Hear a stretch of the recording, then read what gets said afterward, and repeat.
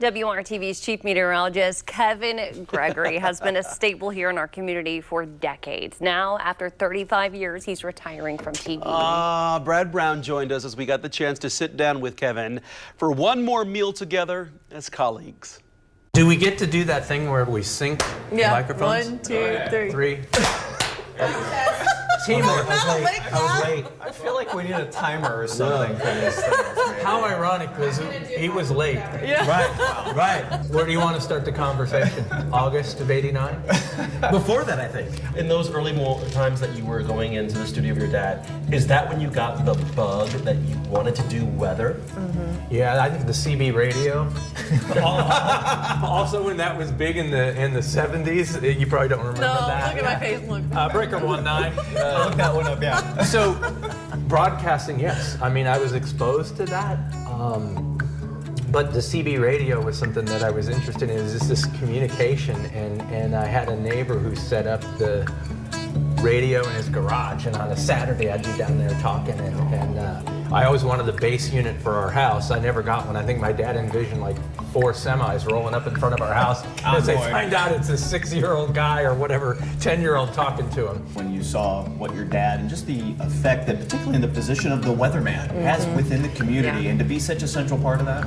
And so you're bringing up the connection that people had in the 70s and 80s and 90s is less fractured than what we have today. Right. So you almost had people's undivided attention. There were less choice. At 6 o'clock. Less choice, Absolutely. couple newscasts a day. You weren't bombarded with information all day long, and so it was really a central part of everybody's life.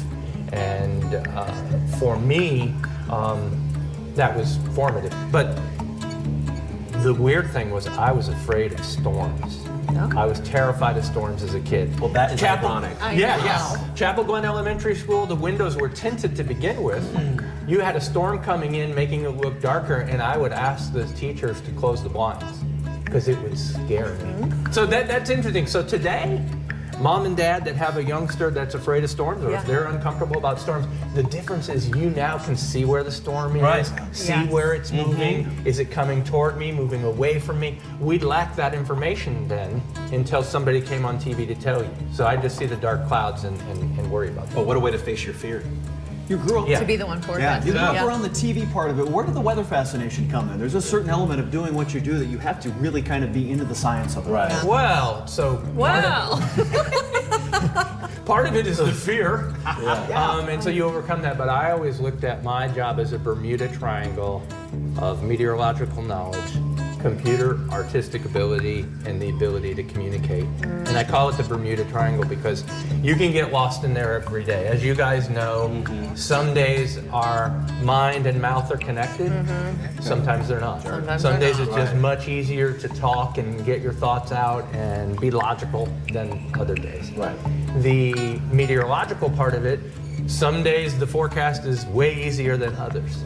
Sometimes everybody has laser focus on an event and how much snow we're going to have, when it's going to start. The Indy 500. Wedding day, maybe. So those are seminal moments, and what is interesting too is that when people get nostalgic, they'll say, "Oh, back in the day, they were so much more accurate, man. You guys have all this information today." But when you look at weather maps in the 70s and that, they had a county with not even the county seat in there. And so what's changed so dramatically in our business is the specifics of the forecast, time and location.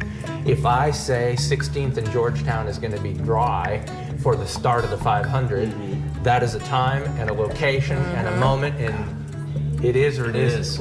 And so sometimes you can be 20 miles off, 40 minutes off, and it's seen as a blown forecast, but it's really just marginally different. So within that Bermuda Triangle, a lot has changed as we go through the years. I want to make sure everyone at home caught this. That when he was a young boy, Kevin was scared of storms. That's what I was remembering from that too. I still am, in the sense that seriously, if we say tornado warning, everybody, you at home, you perk up, we perk up, and so it's a healthy respect that I had. But yeah, that's not going away. I was For the always power of terrified. nature, yeah. So it's kind of humbling to look back on all that. We'll continue to march through the years. But what's remarkable, if 36 years went by like that, then Monday through Friday is going to go quickly. Really quickly, What did you have for lunch that day? What did I have? Chicken for lunch? tenders. Chicken tenders. What did Mark have? Yeah. Liver and onions. Liver That's what and we onions. remember. And then Yeah. Nicole was sick the rest of the week. Yep, sure was.